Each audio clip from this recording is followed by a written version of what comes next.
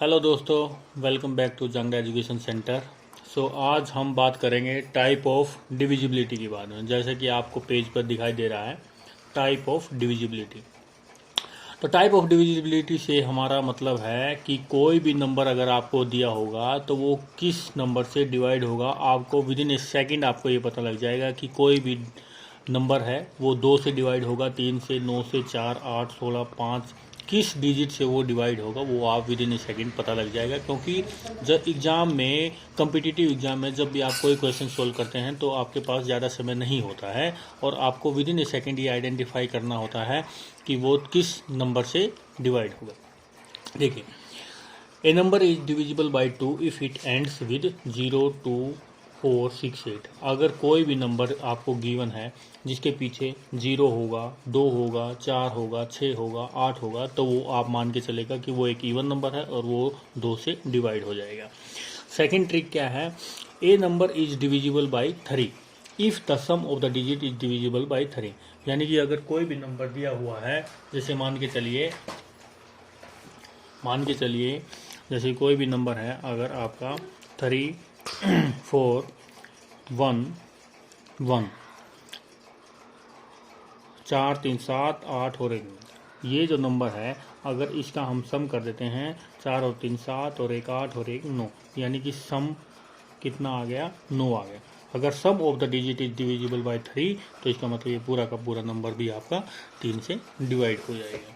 ठीक है, इसी प्रकार से 9, a number is divisible by 9 if the sum of the digit is divisible by 9। अगर हम इसी नंबर को ले लेते हैं 3, 4, 7 प्लस 1 8 प्लस 1 9, तो इसका सम कितना आ गया? 9 आ गया। तो ये अगर sum of the digit is 9 that is divisible by 9, अगर ये 9 से डिवाइड हो जा रहा है तो ये पूरा का पूरा नंबर भी हमारा 9 से डिवाइड हो जाएगा।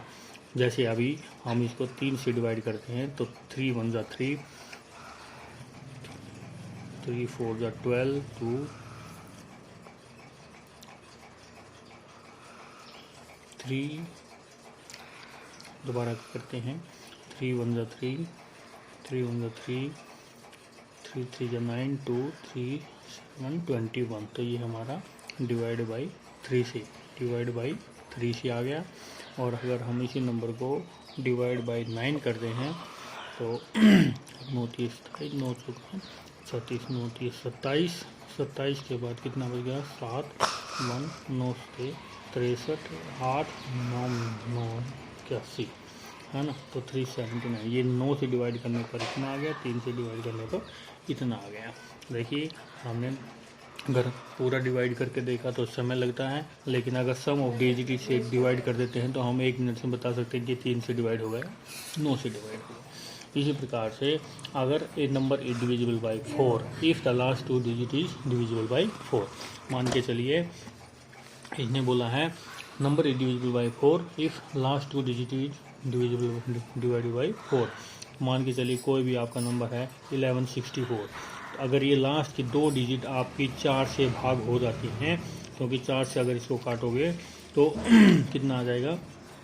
16 आ जाएगा। तो ये पूरा का पूरा नंबर पे आपका 4 से डिवाइड हो जाएगा। तो ये आपको कितना ही बड़ा नंबर क्यों ना हो, मान लीजिए इसके आगे इतना लगा देते हैं, इतना बड़ा नंबर है, तो पूरे नंबर को 4 से डिवाइड करके आपको इंश्योर करने की ज़रूरत नहीं है, आपको खाली लास्ट की 2 डिजिट देखनी है।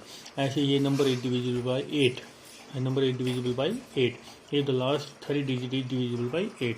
अगर लास्ट की 3 डिजिट हमारी ये 8 से डिवाइड हो जाती हैं तो आपका पूरा नंबर 8 से डिवाइड हो जाएगा। 16 की क्या ट्रिक है? अगर लास्ट की 4 डिजिट, मान लीजिए कोई भी नंबर लिख देता हूँ मैं 2 1 4 3 4 6 4 4 6 4 4, अगर ये लास्ट की 4 डिजिट हैं ये हमारी 16 से डिवाइड हो जाती हैं तो ये पूरा नंबर भी हमारा 16 से डिवाइड हो जाएगा। इसी प्रकार से कोई भी नंबर डिवाइड हो जाएगा 5 से, अगर लास्ट डिजिट उसकी 0 और 5 होगी। कोई भी नंबर डिवाइड हो जाएगा 6 से if the number is divisible by 2 and 3। Number is divisible by 12 if the number is divisible by 3 and 4। अगर 14 से डिवाइड हो जाएगा कोई भी नंबर 14 से तब डिवाइड होगा अगर वो 2 और 7 से। कहने का मतलब ये है कि कोई भी नंबर आपका देखिएगा यहाँ से लेकर यहाँ तक, इसको मैंने जनरल फार्मूले में कन्वर्ट कर दिया है कि कोई भी नंबर x से डिवाइड हो जाएगा if it is divisible by prime factor of x। अगर वो x के प्राइम फैक्टर से डिवाइड हो जाता है तो वो नंबर x से भी डिवाइड हो जाता है। जैसे मान के चलिए कोई भी नंबर अगर 16 और 5 से डिवाइड हो जाता है तो वो 80 से भी डिवाइड हो जाएगा।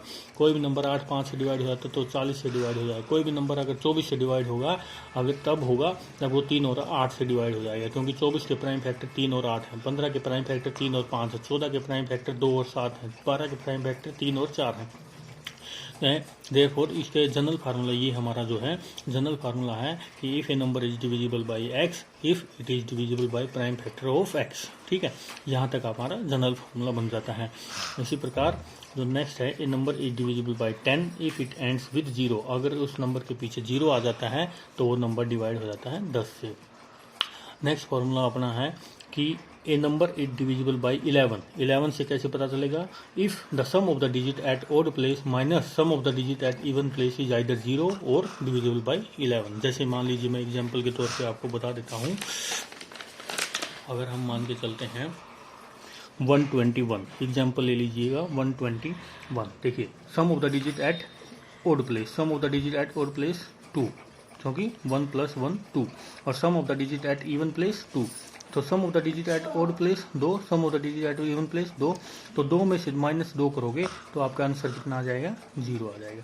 तो वही हमने लिखा है, if the sum of the digit at odd place, sum of the digit at odd place 2 minus sum of digit at even place, sum of digit at even place 2 - 2 = 0। या तो ये 0 हो जाना चाहिए या ये डिविजिबल बाई 11। डिविजिबल बाई 11 का मतलब है कि यहाँ इनका डिफरेंस करने के बाद 0 न आके 11 आए, है ना, 11 आए या फिर 22 आए, यानी कि ऐसा कोई डिजिट आए जो 11 से डिवाइड हो, तो ये पूरा का पूरा जो नंबर रहेगा हमारा वो भी 11 से डिवाइड हो जाएगा। ठीक है, यही हमारी जो है डिविजिबिलिटी की ट्रिक है, जिससे आप इजीली आइडेंटिफाई कर पाएंगे कि कोई भी नंबर, कितना भी बड़ा नंबर क्यों ना हो, उसकी लास्ट की 2 या 3 डिजिट को देख के आप ये बता सकते हैं कि ये नंबर इस बड़े नंबर से डिवाइड होगा या नहीं होगा। ठीक है, और यही ट्रिक आपको एग्जाम में क्वेश्चन सोल्व करने के लिए बहुत ही कारगर साबित होती है।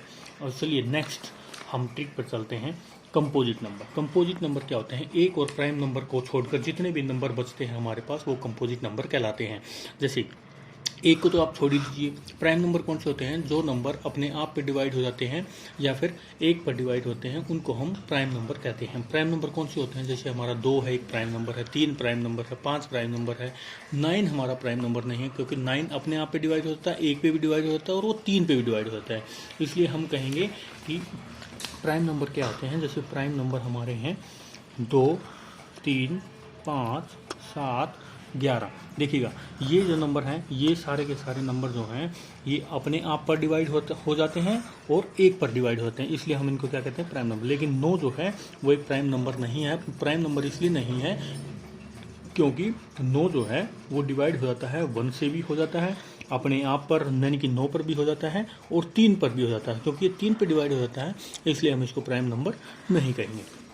ठीक है, तो एक और प्राइम नंबर को छोड़कर हमारा क्या कहलाते हैं? Composite number. तो हमारा 9 क्या हुआ? एक 9 इज है 9 हमारा एक कंपोजिट नंबर है। 9 हमारा क्या है? कंपोजिट नंबर है। क्लियर है? यहाँ तक आपका कंपोजिट नंबर का कंसेप्ट है। देखिए ये छोटे छोटे कंसेप्ट हैं, यही कंसेप्ट आपसे पूछे जाएंगे। कई बार एक नंबर का क्वेश्चन आता है कि what are the composite number. ठीक है, आइडेंटिफाई द कंपोजिट नंबर। निम्न में से कौन सा कंपोजिट नंबर है? इन सभी ट्रिक को समझ लीजिए, हम क्वेश्चन बाद में सोल्व करेंगे। ठीक है, उसके बाद आइए को प्राइम नंबर। नंबर वो HCF इज 1।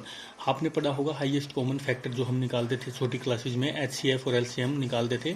देखिए अब मैं HCF पर एक अलग से वीडियो बना दूंगा, LCM पे अलग से वीडियो बना दूंगा, लेकिन हर छोटी छोटी चीज़ को यहाँ पर समझाना असंभव है। इसलिए आप खाली इतना देख लीजिए कि जिन 2 नंबरों का HCF 1 होता है उनको हम को प्राइम नंबर कहते हैं। जैसे 7 और 9 दोनों में कोई भी कॉमन फैक्टर नहीं है, दोनों का HCF 1 है, इसलिए 7 और 9 क्या है? को प्राइम नंबर है। 8 और 9 दोनों को प्राइम नंबर है। 3 और 1 दोनों को प्राइम नंबर। 6 और 7 को प्राइम नंबर है। लेकिन यहाँ पर आप एक चीज़ ध्यान रखिएगा, क्योंकि 1 जो है वो ना तो को प्राइम नंबर है और ना ही वो कंपोजिट नंबर है। तो दोस्तों आज के लिए इतना ही। Thank you.